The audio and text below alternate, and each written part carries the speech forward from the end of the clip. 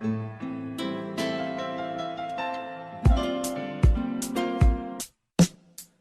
değil de şerefsizliğine yazdım bugün. Nasıl bir şeysin sen, kahve mi desem orospu mu? Hangisini beğendin? Kalbimin en saf hali. Sen mi suçlusun yoksa kardeşim mi? Kasıklarına sakladığın aşk namusunu kirletti. Gelen geçenin altına yatmak zevk verdi mi? Şimdi sana geleyim kardeşim, nasıl yaptın bunu? Sordun bana çıkayım mı? Ne diyeyim kardeşim? İçimden dedim ki sen nasıl bir kardeşsin? Gözlerinden yaşların üzerine gemi yaptım ve o gemiye binip sizden uzaklara kaçtım.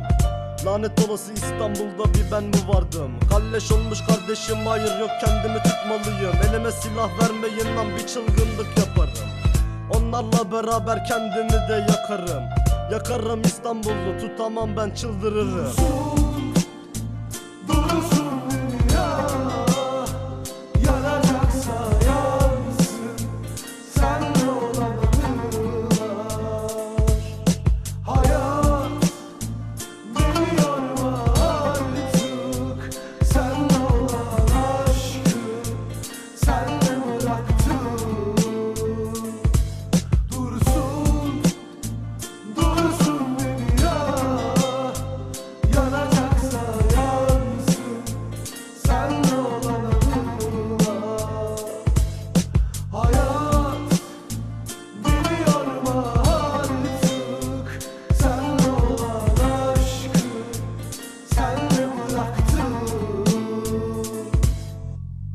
Bırakın gelmeyin peşimden, dertler zaten peşimde. Dağlar üzerimde sanki, bileklerim gayretli. Zaman akıp gitti, seni de benden alıp gitti. Rabbimin takdiri, sırtımda yara izleri. Birkaçı senin, birkaçı kardeşlerimin hançer izleri.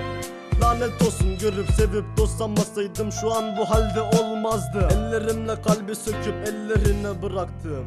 Sığmasın ikimize bu koca dünya, bu canım harcanmasın bir kez daha. Hayallerime engel olma, bana bakma, beni yorma, beni sevip sayma. Düştüğüm tuzaklara düşemem ben bir daha.